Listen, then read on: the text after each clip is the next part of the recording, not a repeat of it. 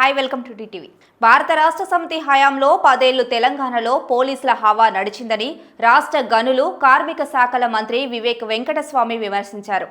ప్రభుత్వాన్ని ప్రశ్నిస్తే వ్యతిరేకంగా మాట్లాడితే అక్రమ కేసులు పెట్టేవారని ఆరోపించారు.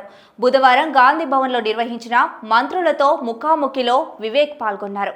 ప్రజల నుంచి వివిధ సమస్యలపై వినతులు స్వీకరించారు. ఈ సందర్భంగా మంత్రి అధికారులతో ఫోన్లో మాట్లాడి సమస్యల పరిష్కారానికి ఆదేశించారు. అనంతరం ఫిషరీస్ కార్పొరేషన్ చైర్మన్ మెట్టు సాయి కుమార్, ఆర్యవైశ్య కార్పొరేషన్ చైర్మన్ కల్వ సుజాత తదితరులతో కలిసి ఆయన విలేకరుల సమావేశంలో మాట్లాడారు. గత భారత రాష్ట్ర సమితి పాలనకు పూర్తి భిన్నంగా కాంగ్రెస్ పాలన సాగుతుంది.